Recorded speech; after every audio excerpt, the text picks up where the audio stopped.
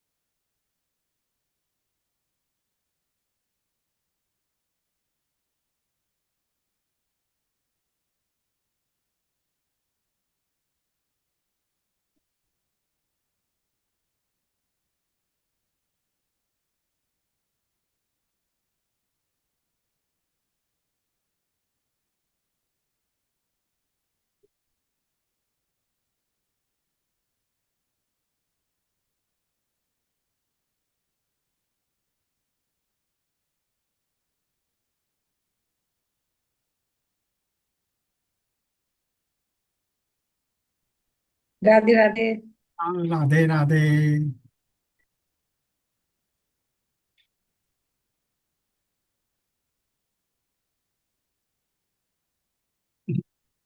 चलिए प्रारंभ करते हैं। कृष्णाय वासुदेवाय हरये परमात्मने प्रणतः क्लेशनाशाय गोविंदाय नमो नमः। गोविंदाय नमो नमः। गुरुर्ब्रह्मा गुरुर्विष्णु गुरुर्देवो महेश्वरः। गुरु साक्षात् परब्रह्म तस्मै श्री गुरुवे नमः। श्री गुरुवे नमः। नारद भक्ति सूत्र का पाठ चल रहा है और पिछले सत्र में सूत्र संख्या 23 हम लोगों ने 22 पूरा कर लिया था। अब आज 23 में प्रवेश कर रहे हैं। अमिता, इज इट करेक्ट या 23 भी कर लिया था हम लोगों ने? भैया 23 ने हम लोग ने तो 18 18 कर रहे थे। पेज 75। नहीं नहीं, भक्ति दर्शन जी उसके बाद। 22 तो पूरा हो ही गया था। एनीवे, फिर से कर लेते हैं तो भगवान की भक्ति है। पे, पेज पेज बता दीजिए भैया पेज प्लीज। 123, नारद भक्ति दर्शन पेज 133। 133। हाँ, नारद हाँ ओके। दर्शन। अच्छा हाँ, अच्छा। मैं आई एम सॉरी, मैंने गलत पेज खोल लिया था भैया, ठीक कह रहे हैं। हम्म। तो फिर 130। तो क्या था कि 22 में क्या था? 272 जो सूत्र है वो क्या बता रहा था, इतना विस्तार से हम लोगों ने किया था कि उसमें उन्होंने बताया कि महात्म का ज्ञान न होने पर भी उनकी विस्मृति न होने का इसमें कोई अपवाद नहीं है। 21 था यथा ब्रज गोपिका नाम। फिर उसके बाद आया कि यद्यपि गोपियों को इस बात का ध्यान नहीं था, इस बात का ज्ञान नहीं था कि भगवान के महात्म के बारे में, कि कृष्ण भगवत स्वरूप हैं, भगवान के अवतार हैं, इस बात का ज्ञान नहीं होने पर भी उनकी भक्ति में कोई कमी नहीं थी, और इसलिए भगवान को, कृष्ण का प्रेम और भक्ति करना, उनके महात्म को न जानने के कारण भी उनके ऊपर किसी प्रकार का कोई कलंक नहीं लगता है। ये बात थी। तो इसलिए ये बात क्यों कही गई थी, इसी बात को आगे बढ़ाने के लिए ये हमने 22 काफी विस्तार से किया था।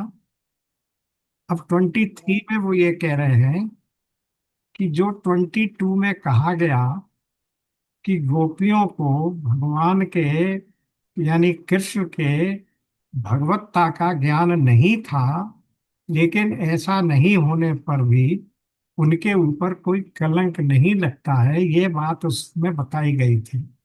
पर ये कहा क्यों गया था?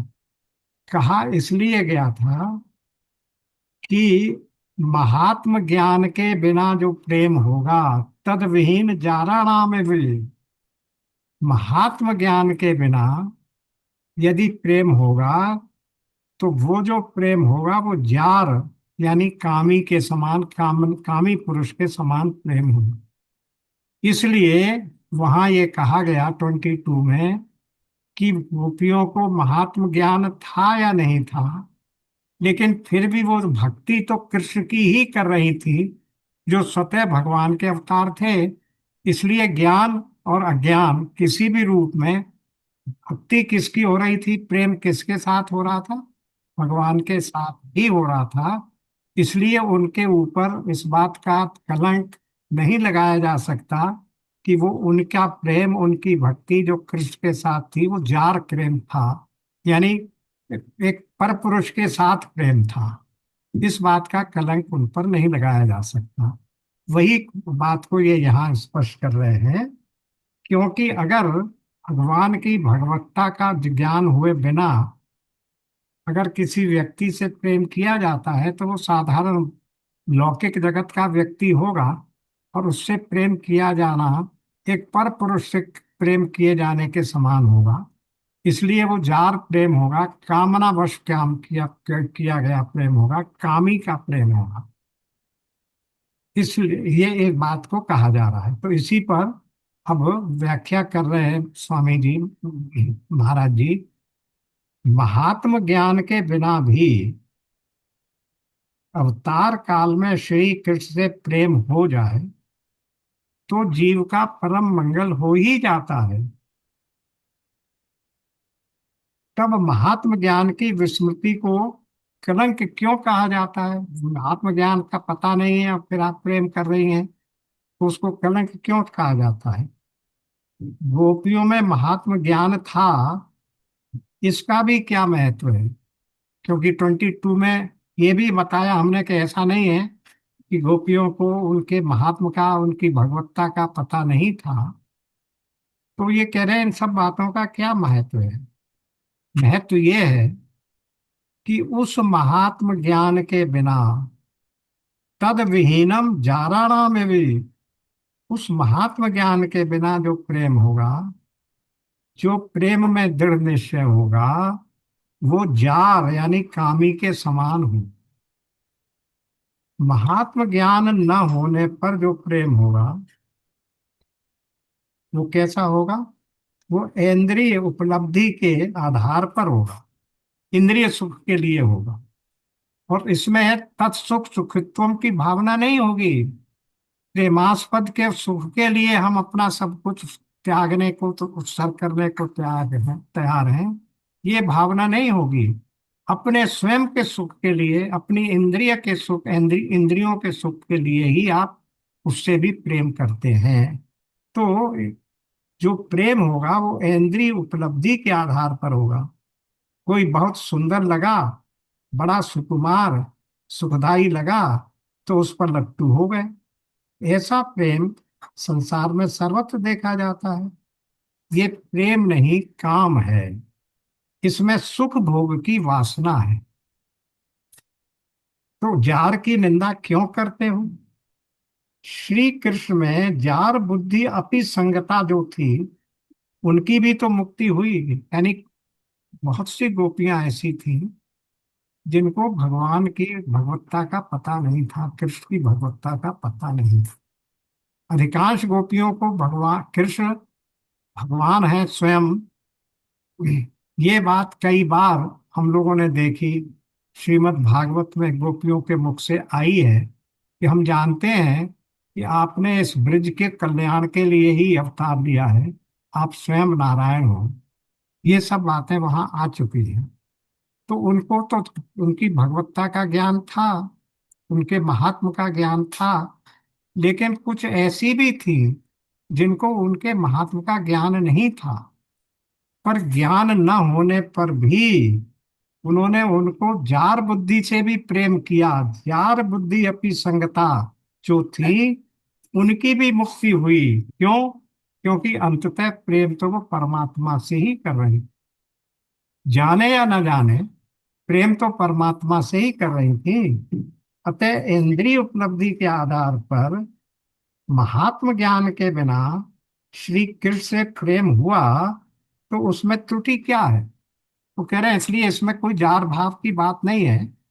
ये हो गया श्लोक 23, यानी सूत्र 23 का भाष्य, व्याख्या महाराज श्री अखंडानंद जी के आधार पर। लेकिन प्रेम दर्शन में यानी पोद्दार जी ने जो व्याख्या की है इसकी, वो भी देख लेते हैं। उन्होंने क्या लिखा? महात्म ज्ञान के बिना स्त्रियों के द्वारा किसी पुरुष के प्रति किया जाने वाला ऐसा प्रेम जारों का सा प्रेम होता है, जिस प्रेम में सर्व अर्पण है, जिसमें लौकिक स्वार्थ की तनिक सी गंध भी नहीं है। ऐसा प्रेम केवल भगवान के प्रति ही हो सकता है।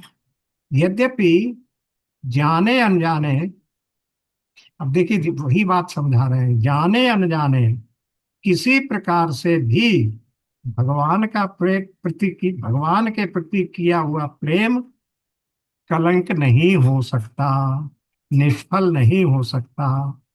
परंतु जानकर होने वाले प्रेम में विशेषता होती है। भगवान हमारे प्रियतम है, इस कल्पना में ही कितना अपार आनंद है।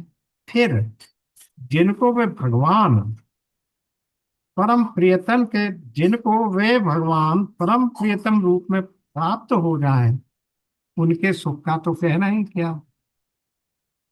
गोपियां इसी परम पवित्र दिव्य सुख की भागिनी थी, उन्हें यह तब दिव्य सुख भोगने को मिला। इसी से जीवन मुक्त महात्मा सुखदेव मुनि ने मृत्यु के लिए तैयार हुए राजा परीक्षित को ये पवित्र प्रेम लीला सुनाई थी। अतएव ये प्रेम भागवत महात्म्य के ज्ञान से युक्त परम पवित्र था। गोपियों के ऊपर किसी प्रकार का कोई कलंक नहीं लगाया जा सकता। अब इसके बाद आ जाता है सूत्र संख्या 24। 24 क्या कह रहा है?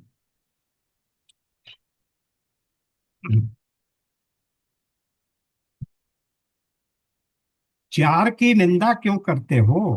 Page again we are coming at page 133।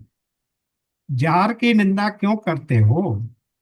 Shri Krishna में जार बुद्धि अपनी संगता जो थी, उनकी भी तो मुक्ति हुई थी। अतः इंद्रिय उपलब्धि के आधार महात्म ज्ञान के बिना श्री कृष्ण से हुआ तो उसमें त्रुटि क्या है? उसमें यानी श्लोक 24 का हिंदी पढ़ लीजिए। नास्तव्येव तस्मिन् तत्सुखम सुखित्वम तत्सुख सुखित्वम। उसमें यानी जार के प्रेम में, महात्म ज्ञान के बिना होने वाले प्रेम में, उस प्रियतम के सुख में सुखी होना सर्वथा नहीं। गोपियों का प्रेम कैसा था? तत्सुख सुखित्वम, उनके सुख में ही हमारा सुख है। ये हम लोगों ने इतने विस्तार से समझा और पढ़ा है। अब यहाँ कह रहे हैं कि जो जार का प्रेम होता है, पर पुरुष से जो प्रेम किया जाता है, उसमें तत्सुख सुखित्व की भावना नहीं होती। सिर्फ अपनी इंद्रियों के सुख के लिए, अपनी इंद्रियों के कामनाओं को पूरी करने के लिए, इंद्रिय सुख के लिए भावना होती है। महात्म ज्ञान के बिना जो प्रीति होती है वह तो अपनी इंद्रियों को तृप्त करने के लिए अपना आखेट मानकर होती है। ये प्रेम नहीं, भोग है। और ये भोग उस वस्तु के नाश का प्रयोग है। उसका भोग करोगे वो वस्तु नाश हो जाएगी। किसी पुष्प से प्रेम हो गया तो क्या हुआ? उसे तोड़ा, सूंघा, कुछ देर हाथ में लिए रहे और अंत में मसल कर फेंक दिया। तो जहां महात्म ज्ञान के बिना जो प्रेम होगा, भौतिक जगत का जो प्रेम होगा, वो ऐसा ही होगा। संसार में जो इंद्रिय प्रेम होता है वो ऐसा ही है। किंतु ईश्वर से जो प्रेम किया जाता है वो उसकी सेवा करने के लिए। काम काम में यानी जार प्रेम में अपना सुख अभीष्ट होता है। ऐसा व्यक्ति कहेगा तो यही, हम तुमको सुख देना चाहते हैं, किंतु उसके मन में ये होगा हम इसमें सुख लें अपने सुख के लिए। इसी का नाम माया है। लोग सेठों के समीप जाते हैं, हम आपको लाभ करावेंगे, किंतु उनके मन में सेठ से लाभ उठाने की बात होती है। प्रेम में प्रियतम के सुख में सुखी होना है। गोपियों का प्रेम श्री कृष्ण को सुख देने के लिए था। श्री कृष्ण से स्वयं सुख भोगने की कामना उनमें नहीं थी। अब इसके बारे में कि गोपियों में अपना सुख भोगने की कामना नहीं थी और कृष्ण के सुख के लिए वो कितना भी कष्ट उठाने के लिए, यहाँ तक कि नरकवास भी प्राप्त करने के लिए तत्पर थी, ये बात यहाँ इस कथा में सुनाई गई है, बताई जा रही है। और ये कथा बहुत पॉपुलर है, प्रचलित भी है। क्या हुआ? श्री कृष्ण गए, एक बार देवर्षि नारद द्वारका गए। उन्होंने भगवान से कहा, आप गोपियों के प्रेम की बार बार प्रशंसा करते हैं, इस कारण से महारानी रुक्मिणी तथा सत्यभामा जी आदि अप्रसन्न हैं, उन्हें दुख होता है। गोपियों के प्रेम में ही ऐसी क्या विशेषता है? नारद जी पूछ रहे हैं।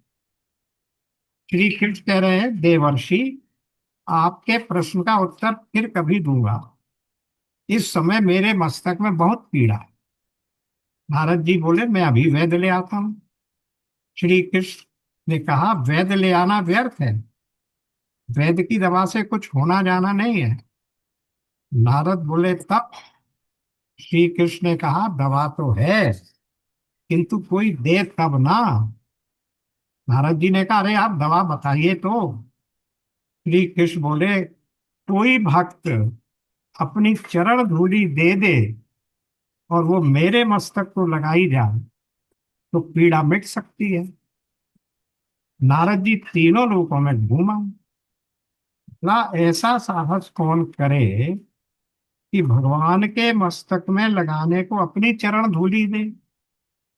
द्वारका में रानियों से पूछा तो वे तो सभी पतिव्रताएं थी। बोली, राम राम, अपनी पद पद धूलि हम उनके मस्तक पर लगाने को दें तो हमें तो नरक में भी स्थान नहीं मिलेगा, वो तो हमारे पति हैं।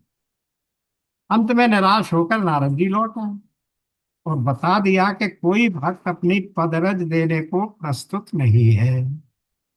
भगवान ने पूछा, आप ब्रज में भी गए थे? नारद जी क्या कहते हैं, अरे उन अशिक्षित ग्रामीणों में जाने से क्या लाभ।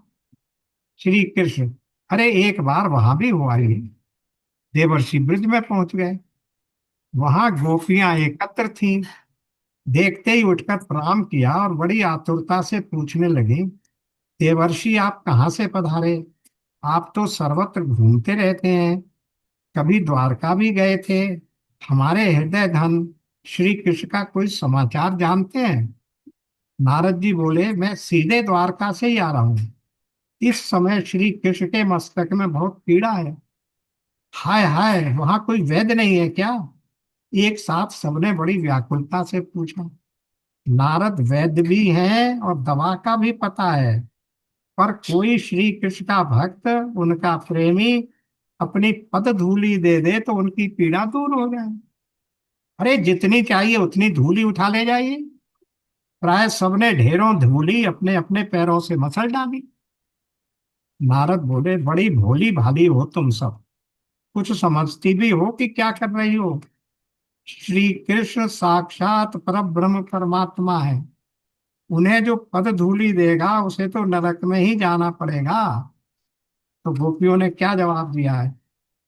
अरे देवर्षि, ये सब बात पीछे, आप शीघ्रता कीजिए और धूली ले जाइए, उनकी पीड़ा दूर हो। हम अनंत अनंत काल तक नरक में रहने को तैयार हैं। ये प्रेम का, गोपी प्रेम का स्वरूप है। प्रेम में देना ही देना है। ब्रजवासी श्री कृष्ण से कुछ मांगते नहीं। वो क्या कहते हैं, जितने भी ब्रजवासी हैं, यानी जितनी भी वहां की वाले हैं, गोपियां हैं, वो सब कृष्ण से क्या कहती हैं? दूध पीना हो तो दूध पियो, दही खाना हो, माखन खाना हो तो खाओ, हमारे पुत्र को भी अपने संग लगा लो, ये तुम्हारा सखा बनेगा। वे कहते हैं, ब्रजवासी कहते हैं, लाला को आशीर्वाद दो। अब भी ऐसे मंदिर ब्रज में हैं जहां प्रणाम नहीं किया जाता, आशीर्वाद दिया जाता है। अब यहाँ गीता का एक श्लोक कोट कर रहे हैं। गीता के दूसरे अध्याय का 2.70 निकाल लीजिए। छोटी गीता है ना सबके पास? 2.70 क्या कह रहे हैं?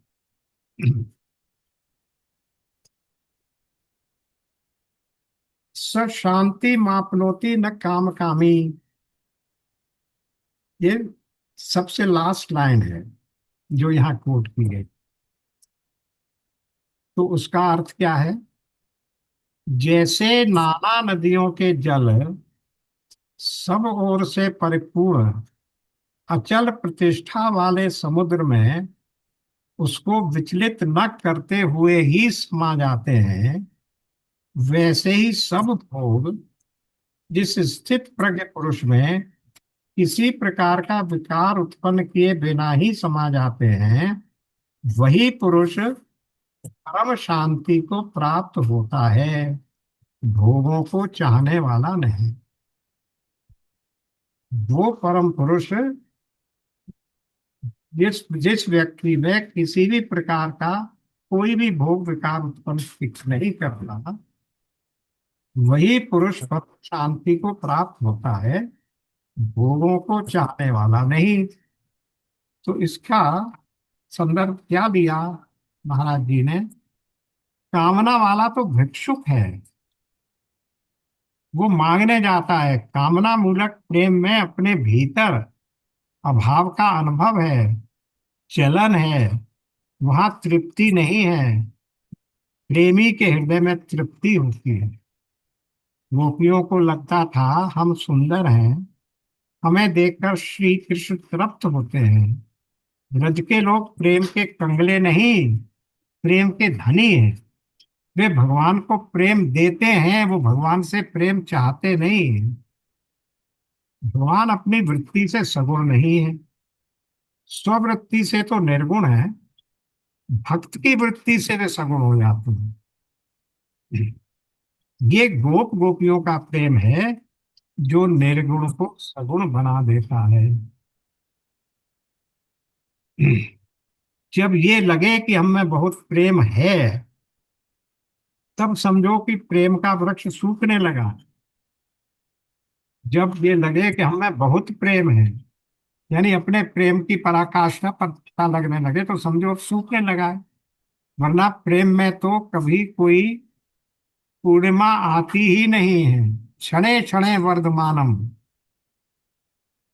पर जब ये लगे कि भगवान हमसे बहुत प्रेम करते रहते हैं किंतु हम में उनके प्रति प्रेम नहीं है, तब प्रेम बढ़ेगा।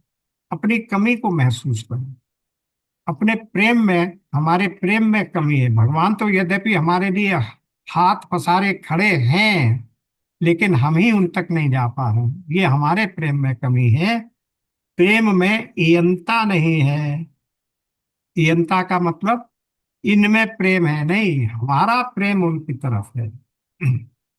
हम में उनके प्रति प्रेम नहीं है, तब प्रेम बढ़ेगा। प्रेम में इयत्ता नहीं है, वह तो प्रतिक्षण वर्धमानम है। प्रतिक्षण वर्धमानम है। छिन ही चढ़े छिन उतरे, सो तो प्रेम न हो। कबीर साहब कह रहे हैं, छिन ही चढ़े, एक क्षण में चढ़ता है, दूसरे क्षण उतर जाता है। ये तो प्रेम की परीक्षा नहीं है, प्रेम का सिद्धांत नहीं है।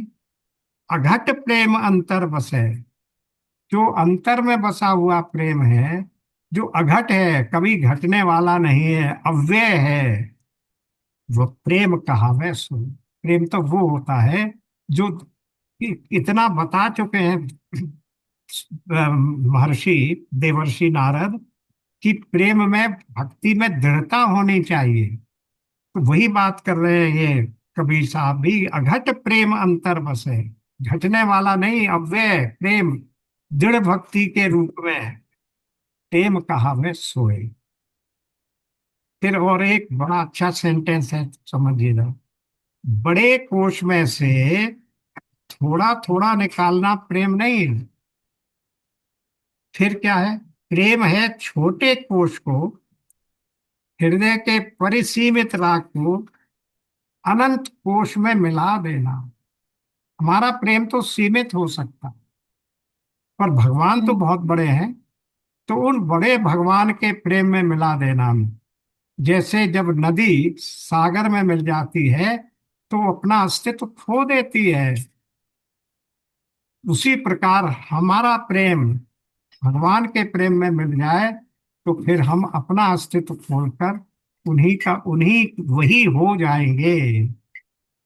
ये बात इस प्रकार से उन्होंने बताई सूत्र नंबर 24 में। क्या बताया गया कि जार के प्रेम के बिना महात्म ज्ञान के, जार प्रेम में महात्म ज्ञान के बिना होने वाले प्रेम में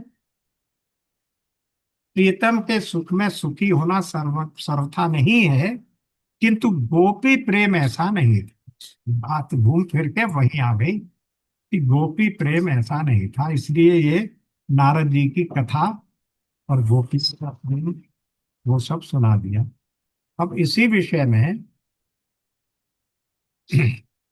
पोद्दार जी ने क्या कहा, वो देखिए। 24, जार के प्रेम में प्रियतम के सुख से सुखी होना नहीं है।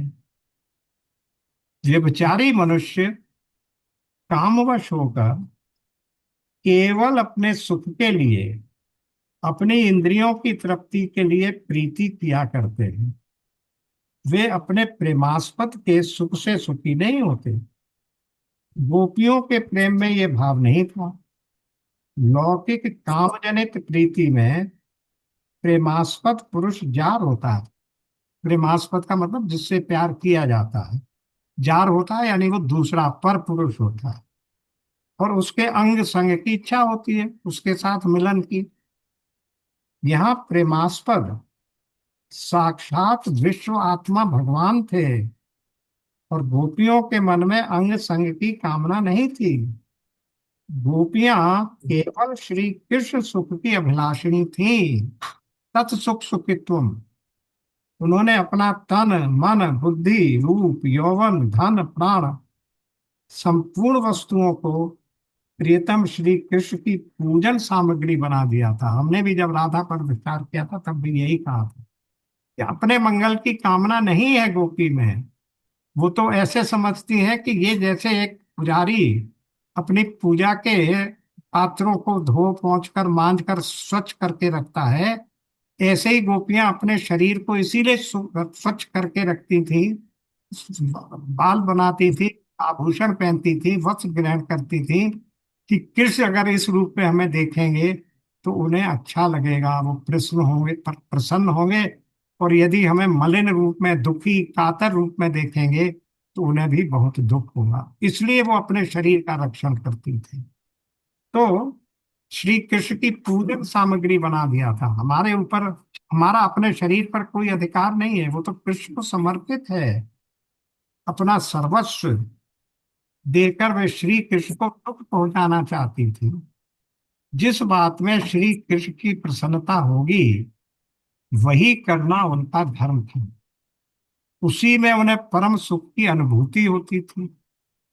इसके अतिरिक्त उनके मन में अन्य प्रकार से होने वाले सुख की कामना तो दूर, कल्पना भी नहीं थी। यही तो काम और प्रेम का अंतर है। काम चाहता है दूसरे के द्वारा अपने को सुखी करना, और प्रेम चाहता है अपने द्वारा प्रियतम को सुखी करना और उसे सुखी देखकर ही सुखी होना। श्री चैतन्य चरितामृत में गोपियों के प्रेम का वर्णन करते हुए कहा गया है। ये चैतन्य चरितामृत क्या है? भगवान चैतन्य का, चैतन्य महाप्रभु की जीवनी है, जो कि शुरू में बंगला में लिखी गई थी। अब उसका हिंदी और इंग्लिश अनुवाद भी हो गया है, काफी विस्तार से है। और ये जीवनी लिखी है उनके शिष्य जीव गोस्वामी ने।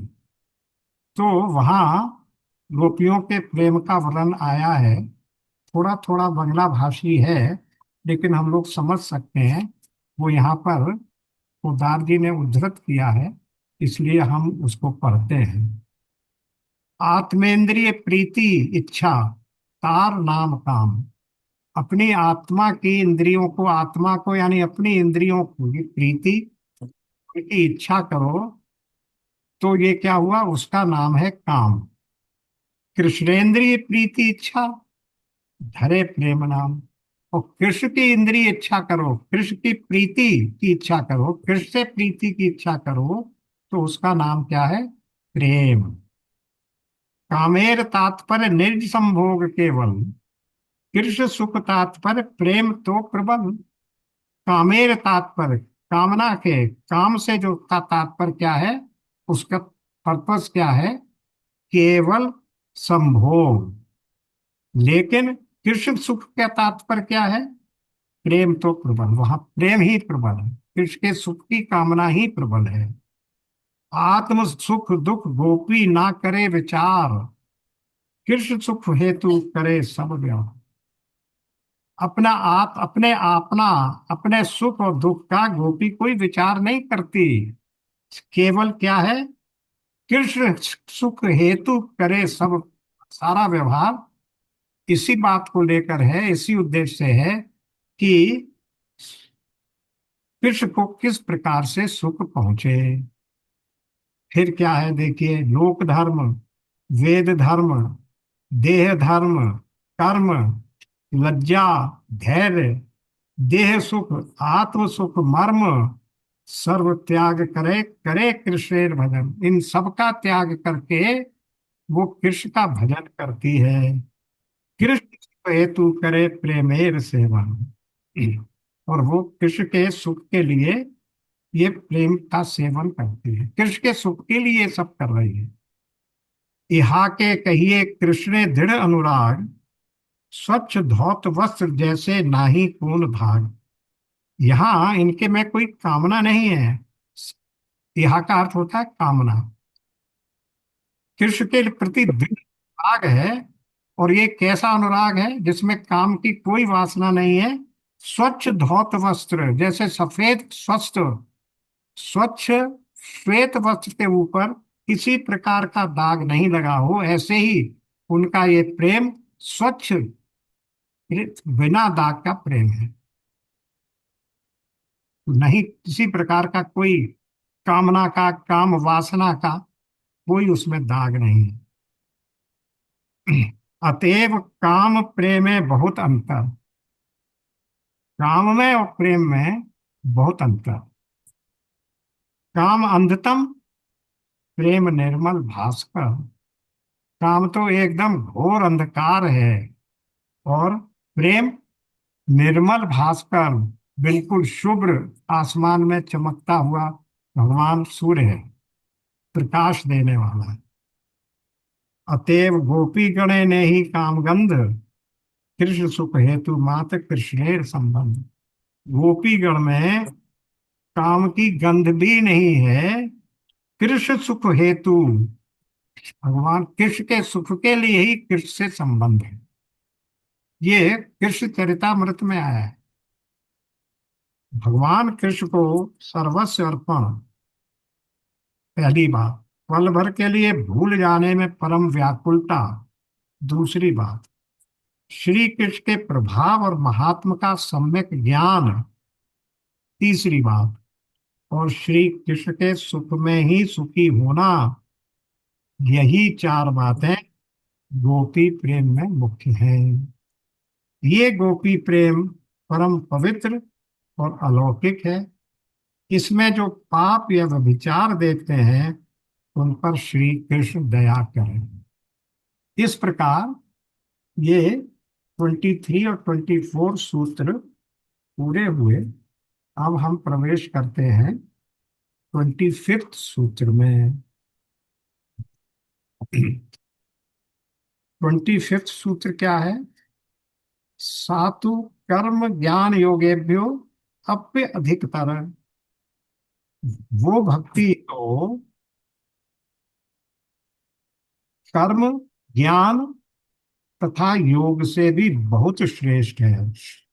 अधिकतर कहा ना वहां श्लोक में, यानी उससे श्रेष्ठतर है, बेटर है।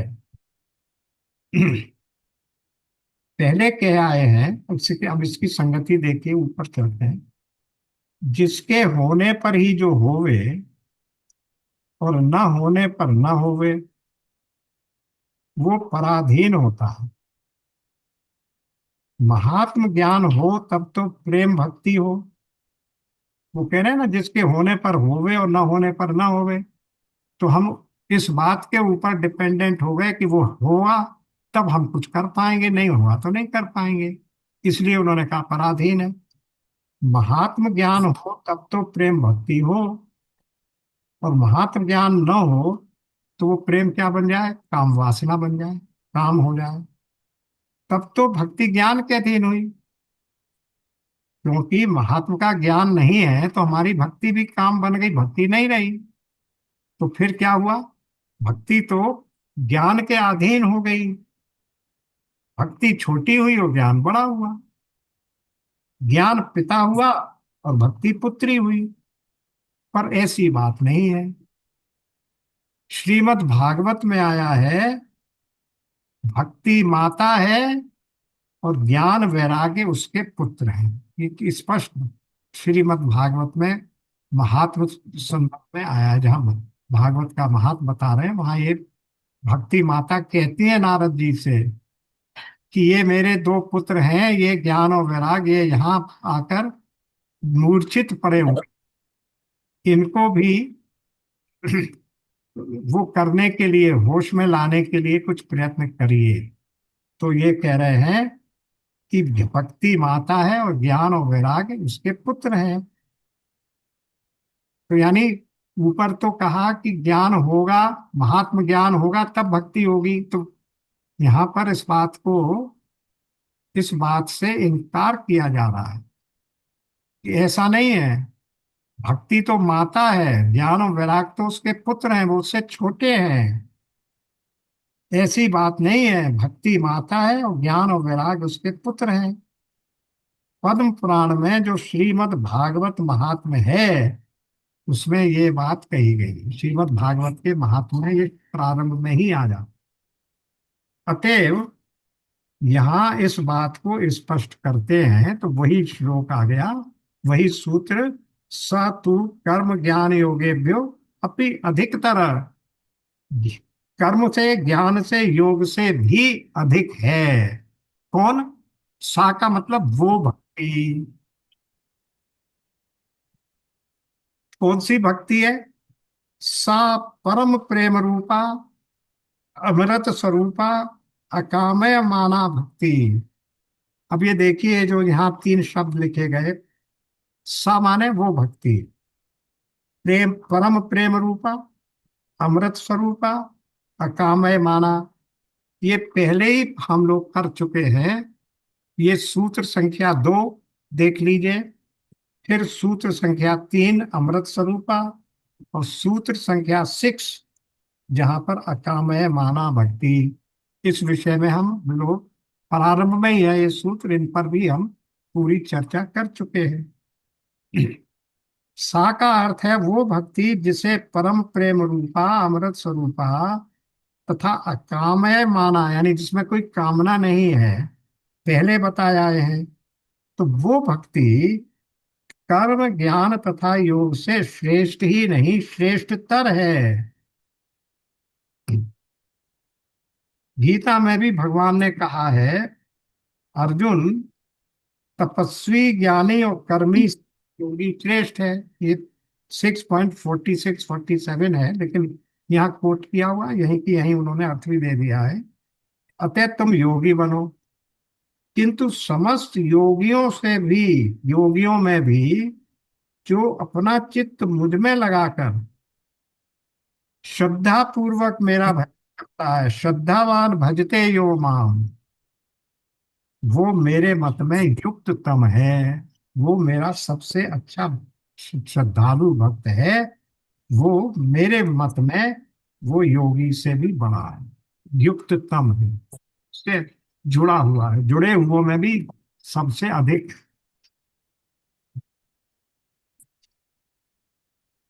फिर भगवान ने कहा, जो हम लोग बार बार कोट करते हैं, 10.9.10, 9 और 10, जिनका चित्त मुझ में लगा है, जिनका प्राण मुझ में लगा है, और परस्पर मेरी कथा कहकर जो सदा संतुष्ट रहते तथा मेरी चर्चा में ही रमते हैं, उन निरंतर लगे हुए प्रेम पूर्वक भजन करने वालों को मैं स्वयं वो बुद्धि योग ज्ञान देता हूँ, जिससे वे मुझे प्राप्त कर लेते हैं। अब ये नीचे का इसको स्किप कर जाते हैं, नेक्स्ट आगे नेक्स्ट पेज पर आ जाइए। श्री भगवान अब श्रीमद् भागवत पर आ गए। श्रीमद् भागवत का जो एकादश स्कंद यानी 11वां स्कंद है, वो समझिए पूरा भक्ति के ऊपर भगवान कृष्ण का उपदेश है, जो कि उद्धव को दिया गया। तो उसी में 11वें स्कंद के 14th चैप्टर का 20th श्लोक ऊपर कोट किया है। श्री भगवान कहते हैं, उद्धव, जैसे मुझ में उत्पन्न भक्ति मुझे प्रसन्न करती है, वैसे मुझे योग ज्ञान धर्माचरण वेदाध्ययन तपस्या अथवा त्याग प्रसन्न नहीं करते। अब देखिए, जैसे भक्ति मुझे प्रसन्न करती है, योग ज्ञान धर्माचरण वेद अध्ययन तपस्या अथवा त्याग, ये जितने भी ये ज्ञानी और ज्ञान को प्राप्त करने के साधन बताए गए, वो सब मुझे उतना प्रसन्न नहीं करते जितना मुझे मेरी भक्ति अगर कोई करता है तो वो मुझे प्रसन्न करती है।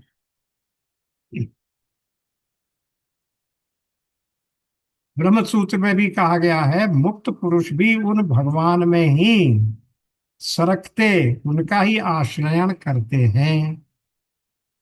जिसको अपने मुक्त होने का विमान है, साथ ही शरीर में ममत भी है, वो न ज्ञानी है न योगी, वो तो केवल दुख का भागी है। संसार में चिंतन करने योग्य तो कुछ है ही नहीं। जब विषयों से वैराग्य हो गया, तब संसार का चिंतन क्या। अस विचारी हरि भगत सयाने, मुक्ति निरादर भगति लुभाने। गोस्वामी जी कह रहे हैं, अस विचार हरि भगत सयाने, जो सयाने भक्त हैं, ऐसा विचार करके वो हरि भगवान की भक्ति करते हैं। मुक्ति निरादर भगति लुभाने, भगवान की भक्ति में, भक्ति को ही वो मुक्ति उसके लिए निरादर है, और भक्ति ही उनके लिए लुभावनी है, भक्ति के ही प्रति आसक्त है। अब जो बद्ध है, संसार के भोगों में आसक्त है, भगवान की भक्ति में, भगवान में क्या जाएंगे, वहां तो मुक्त ही जा सकते हैं। अतः भगवान मुक्त उपरस्य भक्त के द्वारा ही क्या है, उपासना किए जाने योग्य है। अब नीचे कह रहे हैं, श्रुति कहती है, जिन भगवान को सब मुमुक्षु तथा ब्रह्म ज्ञानी नमस्कार करते हैं। ये श्रुति सूत्र का मूल है, भगवान के बारे में बता रहे हैं। श्री शंकराचार्य जी ने अपने नरसिंह तापनी उपनिषद के भाष्य में लिखा, मुक्तावपि लीलया विग्रहम कृत्वा भजन्ते। मुक्त पुरुष मुक्तावस्था में भी लीला से भगवान के सगुण साकार रूप की भावना करके उनका भजन करते हैं। यानी मुक्त पुरुष भी मुक्तावस्था में भी वो भगवान की लीला का स्मरण करके उसी में, उसी सगुण रूप में, सगुण साकार रूप की भावना करके अपने आप को उसी लीला साहचर्य का हिस्सा बनाना चाहते हैं। जब तक शरीर है तब तक भगवान की सेवा क्यों न कर ली जाए। जब दुकान करने से, नौकरी करने से, मुकदमा लड़ने से ज्ञान में अंतर नहीं पड़ता, तब भगवान की भक्ति करने से ही ज्ञान कैसे दूषित हो जाएगा। इसलिए ज्ञान और भक्ति में कोई विरोध नहीं है। भक्ति करने से अगर ज्ञान बिगड़ जाता हो तो वो ज्ञान तो दूर से ही नमस्कार करने योग्य है। नरहरि स्वामी ने अपने बोध सागर नामक ग्रंथ में बड़ा सुंदर वर्णन किया। जो प्रेयसी है, जिसने प्यारे का प्रेम प्राप्त कर लिया है, वो अपने प्रियतम के वक्ष पर प्रेम की रीति से क्रीड़ा करे अथवा उनके चरण युगल की सेवा करे। ऐसे ही जब तत्व बोध हो गया तब भगवान का भजन करे अथवा निर्विकल्प समाधि में स्थिर रहे, ये दोनों अवस्थाएं समान हैं। सातु कर्म ज्ञान योगभ्यो अभिक्तरः। इसमें कर्म का अर्थ धर्म है। कर्म का अर्थ यानी, ये जो श्लोक है इसका अर्थ हम लोग अगर करेंगे तो क्या होगा कि कर्म ज्ञान योग, इनसे अधिक तर है भक्ति। सातु यानी वो भक्ति कर्म ज्ञान और योग से भी अधिकतर है, श्रेष्ठ है। तो यहाँ स्वामी जी कह रहे हैं कि यहाँ पर कर्म का अर्थ धर्म लेना पड़ेगा। यानी धर्म से, ज्ञान से, योग से, तीनों से श्रेष्ठ है।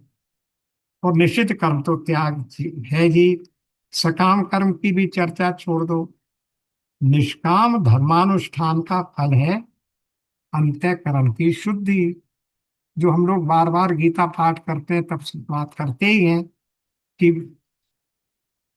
जो मल विक्षेप और आवरण है हमारे अंतःकरण की अशुद्धियां, वो क्या है, वो हमारे मन का मैल, अंतःकरण की जो मल है वो काहे से दूर होता है, निष्काम कर्म से। यही देखिए यहाँ बिल्कुल क्लियर लिखा, निष्काम धर्मानुष्ठान का फल है अंतःकरण की शुद्धि। अंतःकरण की शुद्धि के फलस्वरूप तत्पदार्थ का ज्ञान होता है। अब जो ज्ञान, जो लोग हम लोगों के साथ गीता कर रहे हैं उन्हें मालूम है तत्व क्या है। तत् त्वमसि में तत् का अर्थ है वो, दैट। वो कौन, वो ब्रह्म। और दैट दाउ आर्ट, तुम वही हो। तत् त्वम, त्वम यानी तुम। जो वो है वही तुम हो, जो तुम हो वो वही है। तो जो आत्मा परमात्मा की एकात्मता का सिद्धांत है वो वहां तत्त्वमसि से कहते हैं। इसलिए यहां भी तत्व शब्द का अर्थ क्या है, वो ब्रह्म, वो परमात्मा। तत्पदार्थ का अंतःकरण की शुद्धि के फल स्वरूप ब्रह्म का ज्ञान होता है। उस तत्व पदार्थ में तदाकार रूप से रहने वाली भक्ति है, उसमें भी भक्ति ही रहती है। निष्काम धर्म का कार्य है अंतःकरण से कामना को निकाल देना। ये बंदूक की नली को स्वच्छ करने की बात है। भक्ति है परमात्मा में लक्ष्य स्थिर करना। भक्ति के द्वारा मन परमात्मा में लगता है। अतः भक्ति निष्काम धर्म अनुष्ठान से बहुत श्रेष्ठ है। ला देना। वह साधक को, अरे सुन, अच्छा जा तुम जाओ। वह साधक को परमात्मा तक पहुंचाती है, परमात्मा से मिलाती है। भक्ति धर्मानुष्ठान से भी श्रेष्ठ है। कर्म में श्रुक, सुवा, घी तथा अन्य सामग्री अपेक्षित है। फिर मंत्र ज्ञान भी चाहिए। इस प्रकार कठिनाई तो अधिक है, किंतु उसका फल कितना मिलता है? केवल अंतःकरण की शुद्धि। भगवान तो प्राप्त नहीं होते ना। यहाँ जिस इस सूत्र में जिस ज्ञान की चर्चा है, देखिए फिर से पढ़ लीजिए।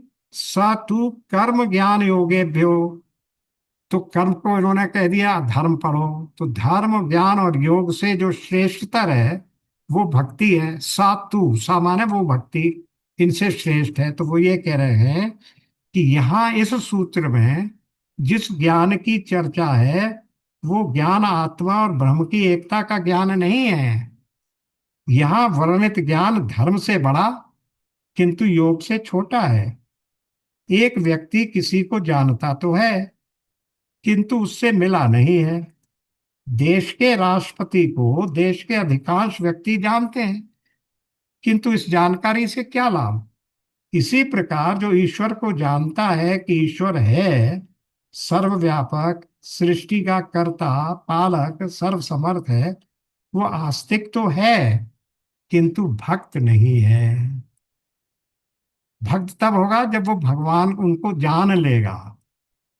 यहाँ अद्वैत ज्ञान, साक्षात अपरोक्ष ज्ञान का प्रसंग ही नहीं है। प्रसंग है तत्पदार्थ यानी परमात्मा की भक्ति का। अतः जिस ज्ञान की चर्चा है वो तत्पदार्थ के ज्ञान का ही वाचक है। भगवान की भक्ति, जिस जिस भगवान की हम भक्ति कर रहे हैं वो भजनी कौन है, इस बात का ज्ञान होना। योग में यम, नियम, आसन, प्राणायाम इत्यादि पिनाट को पूरा करना पड़ता है। मन का नियंत्रण योग में आवश्यक है। अतः योग में भी कठिनाई है। योग की साधना पूरी हो भी जाए तो क्या होगा? समाधि में चित्त वृत्ति का निरोध हो जाएगा। जहां वृत्ति नहीं है वहां व्यवहार नहीं है, जहां व्यवहार नहीं है वहां रस नहीं है। अद्वैत ज्ञान में भी द्वैत नहीं है तो परस्पर प्रेम भी नहीं है।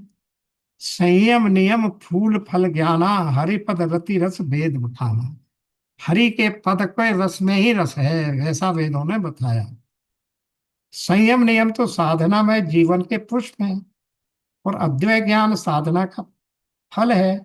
किंतु उस फल में जो रस है वो भगवान की भक्ति ही है। इसलिए गोस्वामी जी तुलसीदास जी कहते हैं, जोग कुजोग ज्ञान अज्ञानु, यह नहीं राम प्रेम प्रधानु। वह योग नहीं है, कुयोग है जिसमें भगवान की भक्ति की प्रधानता न हो। और वो ज्ञान ज्ञान नहीं है, अज्ञान है जिसमें भक्ति की प्रमुखता न हो। भक्ति जब अंतःकरण में आती है तब भगवान की स्मृति के साथ ही आती है। भगवान है आनंद घन, अतः भक्ति में दुख नहीं है। भगवान की स्मृति हो रही है तो दुख कहाँ से होगा? तुमको अपना खोया हुआ रुपया अथवा मरी हुई स्मृति स्त्री मन में दिखाई दे और भगवान की स्मृति भी होती रहे, ये संभव नहीं। यानी लौकिक संसार भी हमारे ध्यान में बना रहे और भगवान की स्मृति भी होती रहे, दोनों संभव नहीं है। जब भगवान की स्मृति होगी तब संसार की स्मृति नहीं होगी, और जब संसार का स्मरण होगा तब भगवान का स्मरण नहीं होगा। कबीर साहब ने क्या कहा? प्रेम गली अति सांकरी, जामे दो न समाए। जब मैं था तब तू नहीं, जब तू था तब मैं ना है। दो नहीं आते। हमें अपने को एक दूसरे में निविष्ट कर देना होगा, एक दूसरे में मर्ज हो जाना रहेगा। प्रेम गली अति सांकरी, मैं और तू दोनों का संबंध वहां नहीं रह सकता, या तो मैं ही हूं या तू ही है। प्रेम गली अति सांकरी, जहां मैं दो न समाए, जब मैं था तब तू नहीं, जब तू है तब मैं ना। यही बात यहाँ कह रहे हैं भगवान। ये अब आ गई बात, तुलसीदास जी भी यही कह रहे हैं। जहां राम तह काम नहीं, या काम का मतलब संसार व्यवहारिकता, जहां काम नहीं राम, और जहां संसार है, काम वासना है यानी कामनाएं हैं, वहां राम नहीं है। तुलसी कबहू को रह सके हैं, रवि रजनी एक ठाम। जैसे राम और काम एक साथ नहीं रह सकते, भगवान और लौकिक संसार का व्यवहार एक साथ नहीं रह सकता, जैसे सूर्य और रात्रि एक साथ नहीं रह सकते, वैसे ही राम और काम एक साथ नहीं रह सकते। तुलसी कब क्यों रह सके, कभी क्या क्या तुलसी कह रहे हैं कि क्या रजनी और रवि, रात्रि और सूर्य एक साथ रह सकते हैं? नहीं रह सकते। इसी तरह राम और काम भी एक साथ नहीं रह सकते। जहां राम तह काम नहीं, जहां काम नहीं रहा, जहां कामना नहीं वहां दुख भी नहीं है। भगवान की स्मृति के साथ चोरी, जुआ, व्यवहार आदि का होना संभव ही नहीं है। भक्ति पाप मिटाती है। भक्ति पुनाति मन निष्ठा, स्वपाकानपि संभवात।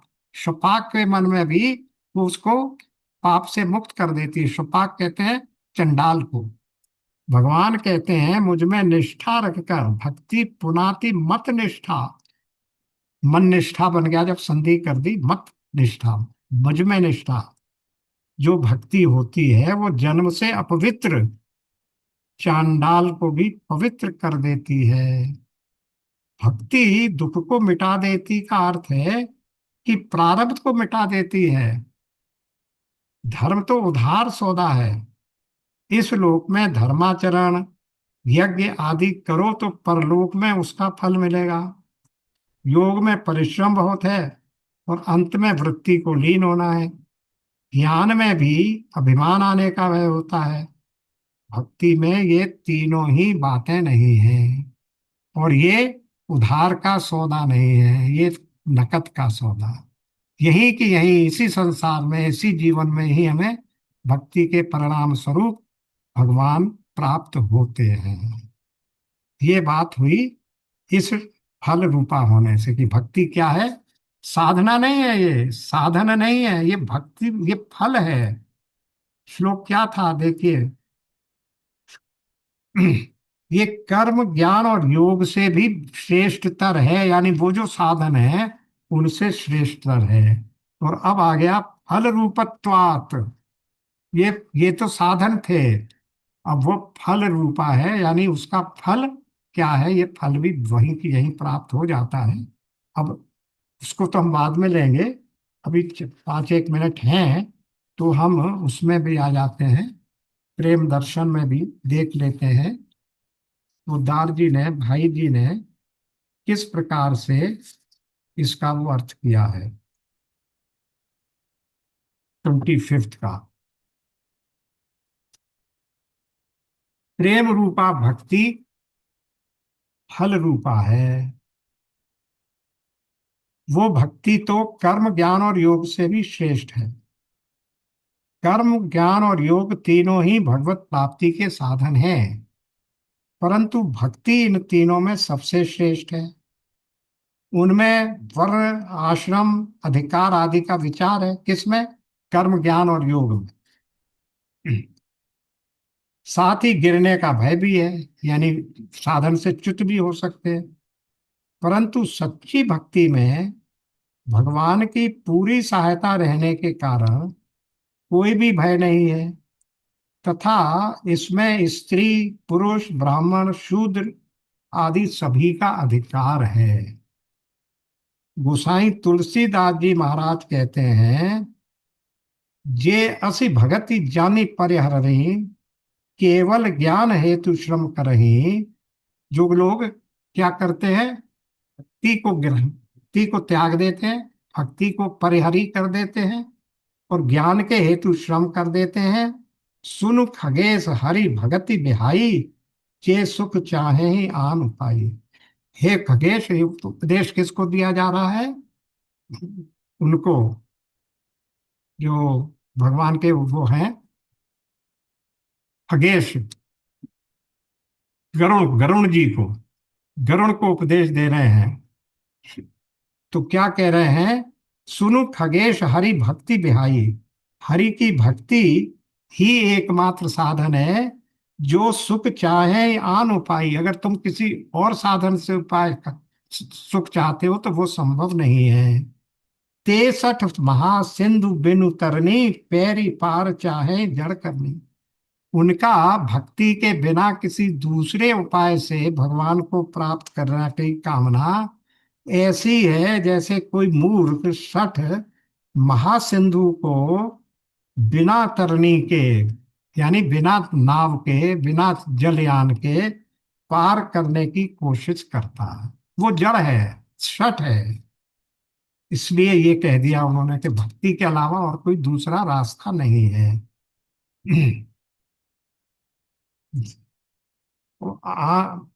सुख चाहे आन उपाय, और कोई उपाय नहीं है। उमा जोग जप दान तप, नाना मख व्रत नेम, राम कृपा नहीं करहि तसी, जसी निष्केवल प्रेम। अब ये शिव जी उमा जी को सुना रहे, पार्वती जी को। ये बात ध्यान में रखिए, रामचरितमानस 3 जगह कही गई है। एक कथा चल रही है शिव जी के द्वारा पार्वती जी को, दूसरी कथा चल रही है काकभुशुंडी जी के द्वारा गरुण जी को, तीसरी कथा चल रही है याज्ञवल्क्य जी के द्वारा भरद्वाज ऋषि को, और चौथी कथा चल रही है तुलसीदास जी के गुरु नरहरदास जी के द्वारा तुलसीदास जी को सुनाई जा रही है, और उस तुलसीदास जी के द्वारा पूरे संसार को सुनाई जा रही है। तो इस प्रकार से रामचरितमानस के 4 घाट हैं, और चारों घाटों पर भगवान राम की कथा चल रही। तो उसमें यहाँ आ गया उमा, शिव जी पार्वती जी को सुना रहे हैं जोग, यानी योग, जप, दान, तप, नाना मख, मख माने अग्निहोत्र यज्ञ, व्रत और नेम, अनेकों प्रकार के व्रत और नियम। राम कृपा नहीं करहि तसी, जसी निष्केवल प्रेम। राम कृपा से, उनके द्वारा उतनी राम कृपा नहीं होती जितनी निष्कल निष्केवल प्रेम, निष्काम प्रेम, निष्काम भक्ति से जितनी कृपा भगवान की प्राप्त होती है, वो ऊपर के उन तमाम साधनों से, योग से, तप से, दान से, यज्ञ से प्राप्त नहीं होती। ये विचारी मुनि पुनि पुनि करत राम गुणगान। ये विचार कर मुनि लोग जो हैं बार बार राम के गुण का गान करते हैं, यानी भक्ति करते हैं। स्वयं श्री भगवान कहते हैं, अब ये तो लंबा हो जाएगा, सबका समय पूरा हो गया, इसको फिर यहीं से आगे बढ़ाएंगे। आज यहीं विराम लेते हैं। ओम पूर्णमदः पूर्णमिदं पूर्णात् पूर्णमुदच्यते, पूर्णस्य पूर्णमादाय पूर्णमेवावशिष्यते। ओम शांति।